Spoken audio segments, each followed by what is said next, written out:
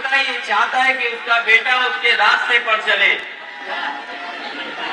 मुझे याद है जब पिछले चुनाव से पहले वो जब मिले थे पार्टी के हमारे तमाम साथियों से, उन्होंने कहा कि हम तो बहुत बार चुनाव लड़ लिए, जनता की सेवा बहुत मैंने कर ली, जनता का प्यार हमें हमेशा मिलता रहा। मैं चाहता हूं और मेरे बेटे को भी वही प्यार मिले। और आप लोगों ने पार्टी के आदेश और पार्टी के फैसले के साथ ब्रजेश जी को अपना बेटा, अपना भाई, अपना परिवार का माना। हमें दुख है कि हमारे विधायक हमारे बीच नहीं है और उस पीढ़ी के बहुत सारे नेताओं को हम लोगों ने खो दिया और उस पीढ़ी के वो नेता रहे। आपको याद होगा इस पार्टी के जिलाध्यक्ष बनवारी सिंह जी हमेशा पार्टी को बढ़ाते रहे। नेताजी बनवारी सिंह जी, ओमकार जी और बहुत सारे पुराने नेता जो उस पीढ़ी के थे आज हमारे बीच नहीं है। लेकिन जो रास्ता उन्होंने हमें आपको दिखाया, जो सिद्धांत हमें आपको दिया, जो फैसले कर करके उन्होंने हमारे हक और सम्मान को आगे बढ़ाने का काम किया, आज जब वो हमारे बीच नहीं है तो हम यही संकल्प दोहराएं कि जिस रास्ते पर वो जीवन भर चले और गरीबों के हक और सम्मान के लिए लड़ते रहे, हम उस रास्ते पे चल करके उस रास्ते को और मजबूत बनाने का काम करेंगे। आज वो हमारे बीच जरूर नहीं है, लेकिन मैं देख सकता हूं बहुत सारे बुजुर्ग जो पीछे दिखाई दे रहे हैं, वो उनके साथ काम किया होगा, उन्होंने उनके साथ खड़े रहे होंगे, उनके साथ मिलकर के पार्टी को मजबूत किया है। आज जरूर वो हमारे बीच नहीं है, लेकिन उनकी बातें, उनकी यादें हमारे बीच में जरूर आज और आने वाले समय तक रहेंगी। इसलिए हम उन्हें याद करते हुए जहां एक नेता को खोया, वहीं हमने अपने एक परिवार के सदस्य को भी खोया है। हम दुखी हैं, लेकिन हम राजनीति करने वालों को लिए यही है कि हम लोग संकल्प लेकर के आगे बढ़ें कि जो जीवन भर जिसके लिए संघर्ष करते रहे उस संघर्ष को आगे बढ़ाएं। इन्हीं शब्दों के साथ मैं एक बार फिर विधायक जी को याद करते हुए आप सबका बहुत बहुत धन्यवाद देता हूं।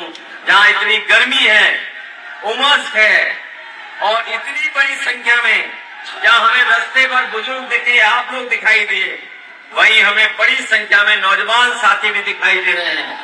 हमें पूरा भरोसा है इस सिद्धांत को लेकर के हम आगे बढ़ेंगे और जो प्यार सम्मान आपने दिया है वो इसी तरह का प्यार सम्मान ब्रजेश के साथ भी बना के रखेंगे। आप सबका बहुत बहुत धन्यवाद। लोकसभा में सभी विपक्ष के लोग ये मांग कर रहे थे कि स्टेटमेंट सरकार की तरफ से आ जाए।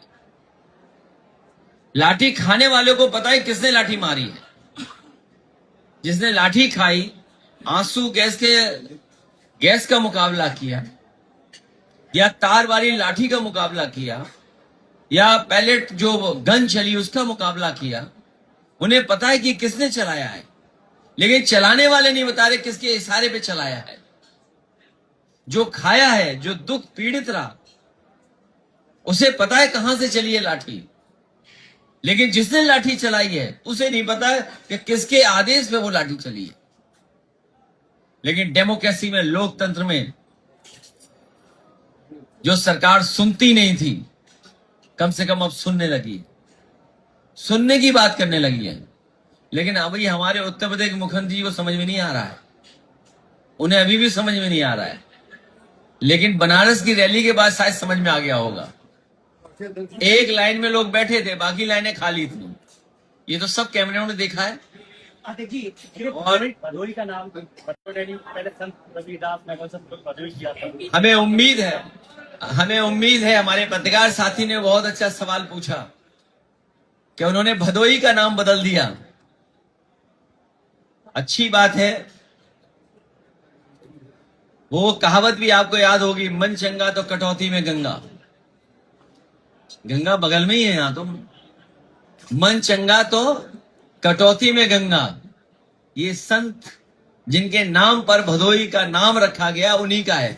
हमें उम्मीद है कि जो संत रविदास जी के नाम पर जिले का नाम रखा है।